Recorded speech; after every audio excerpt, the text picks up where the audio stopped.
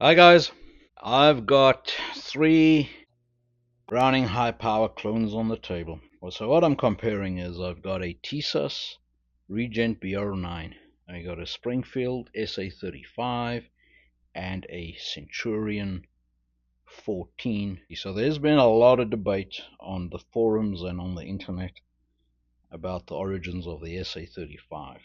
And a lot of guys have been saying that this is made from Turkish parts. It's forged in Turkey, assembled in by Springfield. Springfield has said it's not. Guys have commented that they've actually been to the Springfield factory and they've seen where these are being built, etc., etc. The first Browning high power clone to hit the recent market, and there's others that's not on this table, and I've done a three-way comparison between the Springfield and the Gerson and the Inglis a while back. So there are others on the market as well. But the first recent Browning high power clone, if you want to call it, that came onto the market was the Regent or Tisas. When this disappeared, this came out. And then at about the same time as what Springfield Armory brought this out, the Gerson came out. And then this year in 2024, the Centurion came out. There's another one which I think is the same company, same pistol, just imported by a different company. The Alpharms, Alpha 14, they all came out this year, and the Inglis came out in 2024. So I'm going to just start with this three-way comparison, just show you where the similarities are and where the differences are. And we'll take them apart and we'll cross-brace them and see if you know how that pans out. I've not done that, so it's going to be news to me as well when I get to that. These pistols are not mine; they belong to a friend of mine. So yeah, John, thank you very much for loaning me your high power clones. I got them stacked up, as this was the first one by date of introduction, the first one, second one, and the final one. So this has got like a high gloss Cerakote type finish on it. I do not know what it is. That's what it appears to be. This has got like a parkerizing on it. Quite a nice finish. I like it. And this also appears to be a parkerized. It could be a matte Cerakote. It's smoother than what the Springfield is. Grips is obvious, plastic, very nice set of checkered walnut, and walnut's more in the spirit of what the original Browning was in kind of looks, but not quite. It's got the emblem and the little cutout there. Safeties on the Tisas and on the Alpha are similar, and the slide stop on these two are similar, although the unserrated portion of the slide stop is slightly wider on the Centurion than it is on the Regent. Another thing, look at the sights. Not entirely the same. It's got those three little hash marks on it, the Tisas as well as the Centurion, but they're not the same spacing. The Springfield has got that same style of safety, but it's got a shelf or a ledge where you can rest your thumb. Actually a very nice safety. And the slide stop appears to be the same serrations as what you have on the Centurion 14. Let's get back to the sights. So a Browning high power, the early Browning high power is the rear sight notch like in this old gun. That rear dovetail was in the region of 260 thou. The later Brownings, which I do not have one, that rear notch was in the region of 380, 385 thou. All three of these pistols has got a rear sight dovetail of 420 thou. Now, I do not know where that comes from. because you can argue that you wanted to put a 1911 style dovetail on there, like what Charles Daly did with their HP pistol. They put a 1911 dovetail on there, and a 1911 dovetail is about 470 thou, and that would make sense because it's America after all, and 1911s are all over, and sights for 1911s are all over. So you put a 470 dovetail in there, you got access to all the 1911 sights. However, these three pistols all have a sight dovetail of 420 thou. As far as I know, that's proprietary to Tisas. My question to Springfield is, if you're going to copy the high power Browning and you're going to make an exact copy, or you're going to make an updated copy, why do you use a proprietary dovetail notch of an unheard of company for your rear sight, and one where you don't have a selection of sights to choose from? I mean, why didn't you put a 1911 notch in there, and then you got all the US sights available to you? So you chose to put a proprietary Tisas sight notch or sight dovetail on your Made in America pistol. Anyway, let's look at the sights from the top. Clearly the Springfield has got a different style of sight, and the Centurion on my right and the Regent in the middle, those two sights are nearly identical. From the back also, the two on the right are essentially identical, but the Springfield got blacked out serrated U-notch, which is a very nice sight. Front sights of the two guns, or the three guns rather, are essentially identical. They share the same dovetail notch, which is measuring about 255 thou, and they are kind of exactly the same, with a little white dot, same radius on the top. Mag release on the Springfield, you got fine serrations. On the Tisas, you got fine serrations, and on the Centurion 14 you got much coarser serrations on there. The one area where there is a difference, if you look at that cutout area on the Springfield, on the SA, you got a very gentle taper where that tapers up to that plane. On the Tisas, that's a much sharper corner. It tapers later and more pronounced taper. You can compare that, if that shows up, I don't know. And then on the Centurion is much more comparable to the SA35. This pistol is still available in Turkey and in Europe, and the photographs that I can find of the Tisas, it's called the Zig 14. It doesn't have this very sharp taper there. It's actually more like these two.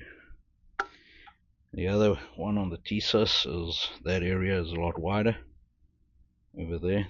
That flat there is a lot wider, and the Centurion's not as wide as what the Regent is, and the Centurion and the SA35 in that area look very similar. When we come down to that area and you look at that line over there, so if you follow that line through, it kind of comes out in the middle of this mag release. If you follow that line through on the Centurion, it comes out under the mag release. If I take the Tisas and you follow the line, it comes out on the mag release, comparable to the Springfield. but not comparable to the Centurion. Tisas came with a Megar mag. The Centurion comes with an unmarked mag, but it says made in Italy, so it's either Megar or Sabati. And the Springfield comes with a Springfield mag, also got made in Italy over there. And I'm not sure what the Springfield mag is. It could be a Megar or a Sabati. Okay guys, I'm just going to pan across just for you to compare. So I've got Springfield on the left, Centurion 14 in the middle, and Regent BR9 on the right. So we're just going to run them through. Both the Regent and the Centurion has got a magazine disconnect, and the Springfield comes without one. If you look at the angles of the slide rails, where they start off, they appear to be very similar. All of that appears to be similar. Profiles of the hammers are definitely different. Hammers from the top, rest of the frames.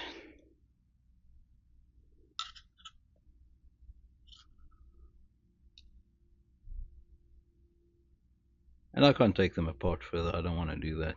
These are, like I said, they loaner guns.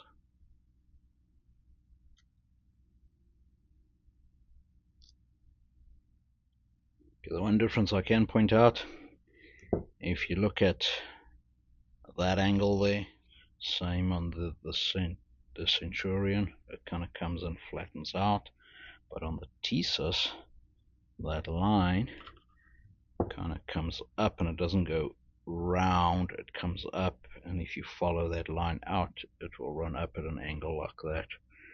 So I'm not sure if what I'm saying is making perfect sense, but anyway, that angle kind of is sharper, and when you come up you can see it. I've got the SA35 on the left and the Tisas in the middle, and then the Centurion. So you see that's got like a flat surface, that's got a sharp surface and a flat surface. That's just the way the Tisas has been cut away more there, so that's been cut away. Springfield on the left, Centurion in the middle, Tisas on the right. Barrel bushings appear to be the same. Profile of the slides appear to be the same.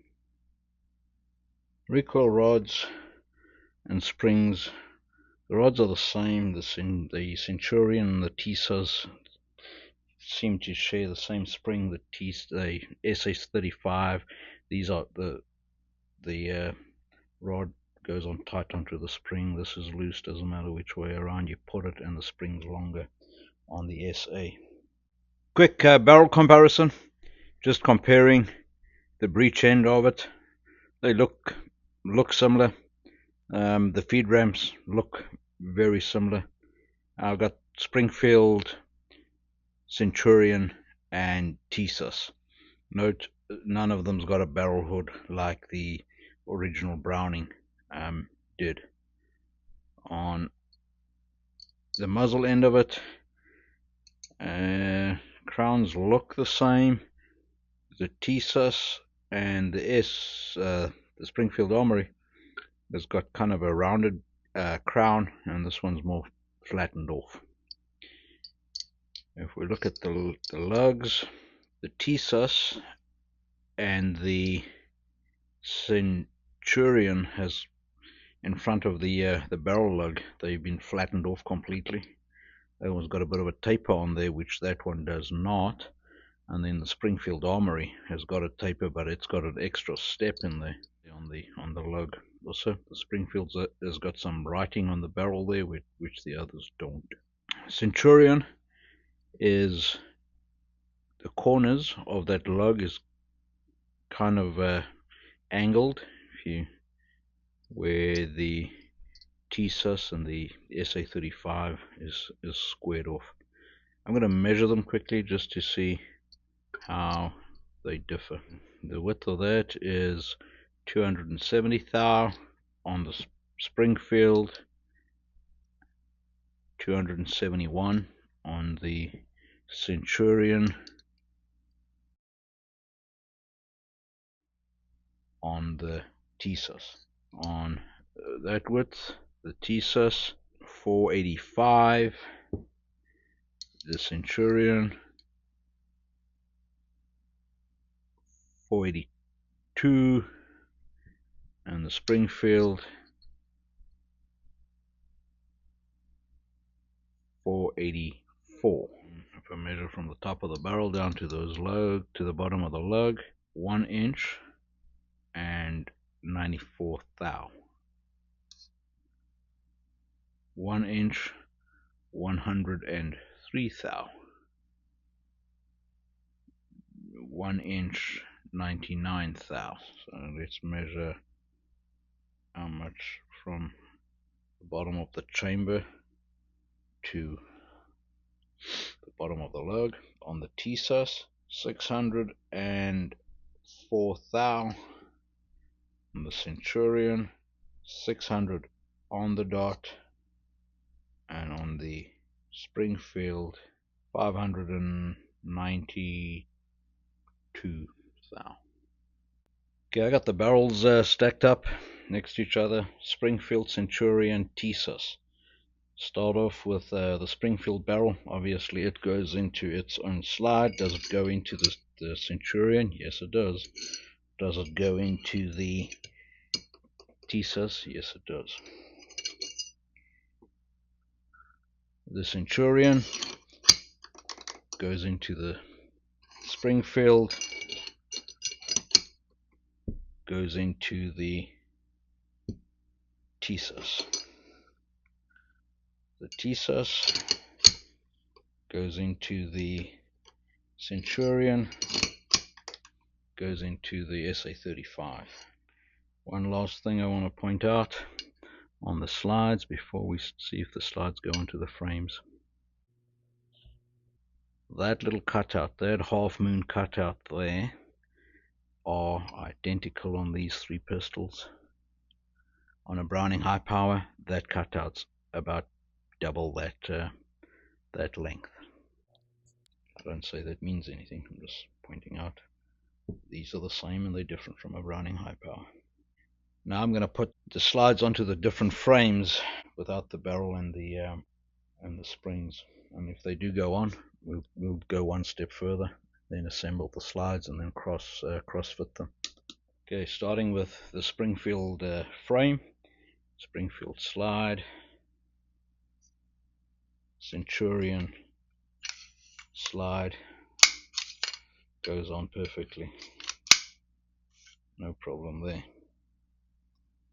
Tisas slide,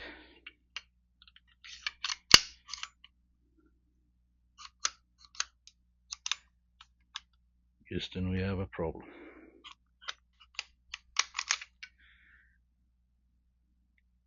It's hooking on something, I'm not sure what.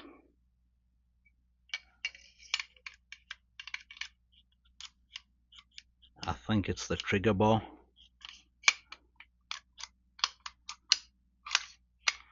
Oh, no, now it works again. I wonder if they pinned it and just walked slightly.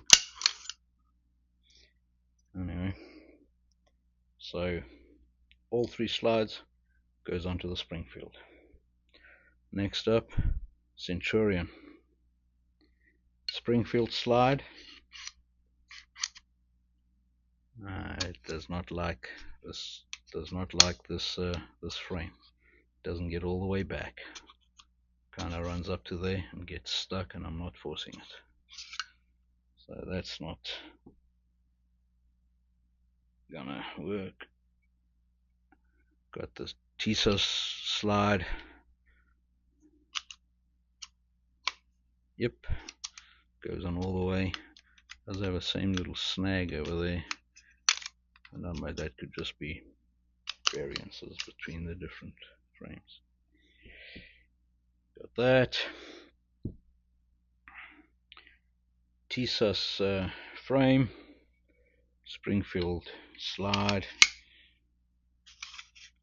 so slides on easy, no problem there.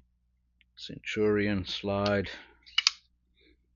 it goes on and you can feel it starting to bind on the rails right there. Okay, got the slides assembled. Let's see. Start with the Centurion onto the Springfield, and it's a no-show. It runs up to something on the barrel lug is probably running onto that there, and it's not going in, and I'm definitely not forcing it, but it's got a definite stop where it runs up, and it's not the ejector, so it's not going to happen. On the Tisas, there you go.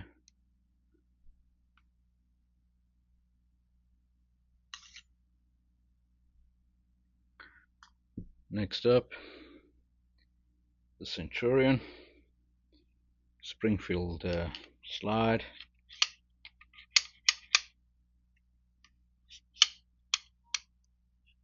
There we go. It was the running up against the ejector. Easy fit. The Tisas, easy fit. Next up, the Tisas Springfield slide, Centurion slide, and it's running up to, it does not want to go on. Same as with the Springfield, and it's not the ejector. The ejector is clearing right there. There you go, guys. I don't know if this video helps, or does it answer questions, or does it add to the debate. I think they're all very very nice. I don't really care what the outcome of it is either way. I do like the Springfield, the SA35. It is a very nice pistol. The Tisas have become expensive because they've dried up and people want them for their collections, so these demand a premium, but this is coming in at like ridiculous, like low 300s, and they seem to be solid. Other guys have tested them and they've tested out good, but I just like the way the Springfield feels in my hand, the way the hammer is configured. I like the safety, I like the sights. There's nothing on it I don't like. I hope that helps you guys out there, or you enjoyed this disputing comparison. Stay safe. We talk again. Cheers.